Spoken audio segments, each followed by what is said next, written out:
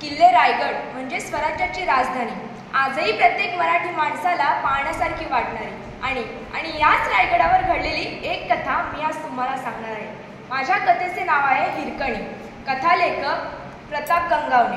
रायगडाच्या पायथ्याशी एक गाव होतं. त्या गावात एक हिरा नावाची गवळण राहत होती. तिची खूप इच्छा होती की आपण एकदा तरी रायगड प्रत्यक्ष आणि जवळून निरखून पाहावा. पण हा योग कधी जुळून येईल याचीच ती वाट पाहत होती. आणि तो योग जुळून आला तो कोजागिरी पौर्णिमेला. कोजागिरी पौर्णिमेच्या आदल्या दिवशी गडाचा खालचा एक मावळा आला. त्यानं गावातल्या पाटलाला सांगितलं, पाटील, उद्या कोजागिरी पौर्णिमेला एक हांडाभर दूध घेऊन गावातल्या सर्व गवळणींना गडावर पाठवा. ही बातमी, हा निरोप सगळ्या गवळणींपर्यंत पोहोचला. हिरापर्यंत देखील पोहोचला. हिरा, ए हिरा, अगं बाहेर येतेस का ग जरा? मग हिरा बाहेर येते आणि म्हणते, काय झालं? अगं हिरा, उद्या कोजागिरी पौर्णिमेला एक हांडाभर दूध घेऊन जायचंय गडावर. हे ऐकताच हिरा खूप खुश होते. पण लगेचच तिच्या मनात अनेक विचार यायला सुरुवात होतात. जसे की आपलं तान्हबळ ठेवायचं कुठे? ते एकटं राहील का? किती रडेल? वगैरे वगैरे. पण एकाही क्षणाचा विलंब न हे सगळं तिच्या मनात घुमू लागलं. मग हा सगळा विचार करत करत सकाळ होती. सकाळ झाल्यावर बाळाचं सगळं आवरून एक हांडाभर दूध बाजूला ठेवून ती परत विचार करत बसते. आणि तितक्यातच गावातल्या सगळ्या गवळणी तिला बोलवायला येतात. ती बाहेर जातच असते. तितक्यातच तिच्या मनात एक विचार येतो. ती आपल्या बाळाकडे जाते आणि बाळाला म्हणते, हे बघ, तू संध्याकाळपर्यंत झोप हा. तुझी झोप पूर्ण होईपर्यंत मी येईनच. तुझ्या रडण्याचा आवाज आला की शेजारच्या आजी येतीलच नाही तर. असं सांगून अगदी हसत खेळत मनमोकळेपणानं हिरा घराच्या बाहेर पडते. गावातल्या सर्व गवळणींसोबत ती गडाच्या दरवाजापर्यंत जाऊन पोचते. तेथील किल्लेदार त्या गवळणींना सांगतात, हे बघा, सूर्यास्त होईपर्यंत म्हणजेच तोफ वाजेपर्यंत सर्वांनी गडाच्या खाली जायचं. एकदा की तोफ वाजली की तुम्हाला गडाच्या खाली जाता येणार नाही. हे सगळं ऐकून एक हांडाभर दूध देऊन त्या बदल्याचा मोबदला घेऊन ती रायगडाची सुंदरता पाहायला तयार होते.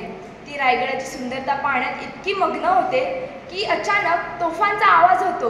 धडाम धूम, धडाम धूम. ती धावत पळत रायगडाच्या दरवाजाकडे जाते.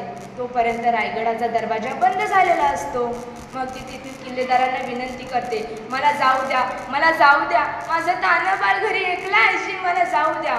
मग किल्लेदार तिला म्हणतात, हिरा, तू येथे बस, मी महाराजांना जाऊन विचारून येतो. मग किल्लेदार महाराजांकडे जातो. पण आपल्या तान्ह्या बाळाच्या जीवाची तळमळ तिच्या मनात होऊ लागते. मग तिला तिच्या हृदयाची धडधड वाटते. आपलं तान्हं बाळ घरी एकटं आहे, ते काय करत असेल? ती गडाच्या खाली जाण्यासाठी वाट शोधत असते. अशी करत करत ती एका कड्याजवळ जाऊन पोचते. एका क्षणाचाही विलंब न लावता त्या कड्यावरून ती उतरायला सुरुवात करते. तो कडा उतरताना तिला अनेक खचखगे पार करत जावं लागतं. तिला खूप खरचटतं लागतं. तिला अनेक अडचणींचा सामना करावा लागतो. पण एक आई आपल्या तान्ह्या बाळासाठी तो कडा उतरून खाली जाते. तोपर्यंत किल्लेदार महाराजांकडे जातो आणि महाराजांना म्हणतो, महाराज, त्या हिराचं तान्हं बाळ घरी एकटं आहे, तिला सोडायचं का गडाच्या खाली? पण महाराजांची शिस्त कडक होती. तरी पण महाराज बोलले, सोडा तिला खाली. मग हा निरोप घेऊन किल्लेदार परत येणार. परत आला तोपर्यंत बघतो तर काय, हिरा तर तेथे नव्हतीच. तो आजूबाजूच्या परिसरात सगळीकडे हिराला शोधतो, पण हिरा कुठेच सापडत नाही. शेवटी शोधता शोधता हिराचा हांडा त्या कड्याजवळ त्याला सापडतो. आणि त्याच्या मनात क्षणभर असा विचार येतो की हिरा या कड्यावरून खाली पडली तर नाही ना. मग असाच तो महाराजांकडे जातो आणि महाराजांना म्हणतो, महाराज, मी हिराला शोधत होतो, पण मला तिचा हांडा एका कड्याजवळ सापडलाय. मला असं वाटतंय की ही हिरा कड्यावरून खाली पडली तर नसेल ना. मग महाराज म्हणतात, जा, आपल्या मावळ्यांना घेऊन जा आणि शोधा तिला. मग मावळे आणि किल्लेदार हिराला शोधण्यासाठी जंगलात जातात. पण हिरा जंगलात देखील सापडत नाही. मावळे आणि किल्लेदार परत महाराजांकडे येतात आणि महाराजांना म्हणतात, महाराज, हिरा जंगलात देखील सापडली नाही. मग महाराज त्यांना म्हणतात, तुम्ही एक काम करा, उद्या सकाळ झाल्या हिराच्या घरी जा आणि तिची चौकशी करून या. मग ते सकाळ झाल्यावर चौकशी करायला हिराच्या घरी जातात. हिरा, अगं ए हिरा. मग हिरा बाहेर येते आणि म्हणते, काय झालं? मग त्यातील एक मावळा तिला म्हणतो, अगं हिरा, तू तर गडावर अडकली होतीस ना, मग खाली कशी काय आलीस? आणि तुला एवढं खरचटलं, लागलं कसं काय ग? मग हिरा म्हणते, तो बघा, तो कडा दिसतोय ना, त्या कड्यावरूनच मी खाली आले. हे ऐकून तेथील एक मावळा म्हणतो, हिरा, तू किती धाडशी आणि शूर आहेस ग. आम्ही मावळे देखील त्या कड्यावरून खाली उतरू शकत नाही, आणि तू कशी काय ग उतरलीस त्या कड्यावरून खाली. त्या सगळ्यांना आश्चर्य आणि नवल वाटतं. हा निरोप घेऊन सगळे मावळे आणि किल्लेदार रायगडावर जातात. रायगडावर गेल्यानंतर ते महाराजांना सांगतात, महाराज, हिरा या कड्यावरून खाली उतरून आली. महाराज देखील आश्चर्यचकित होतात आणि म्हणतात, पंत, बघा आपल्या राज्यात किती शूर आणि धाडसी मुली आहेत. लगेचच तिच्यासाठी एक पालखी पाठवा आणि म्हणावं की राजाने तुला लगोलग गडावर बोलवलं आहे. मग मावळे पालखी घेऊन हिराच्या घरी जातात.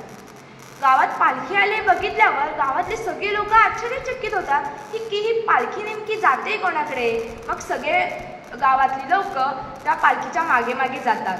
पण शेवटी ती पालखी हिराच्या घरी येऊन थांबते.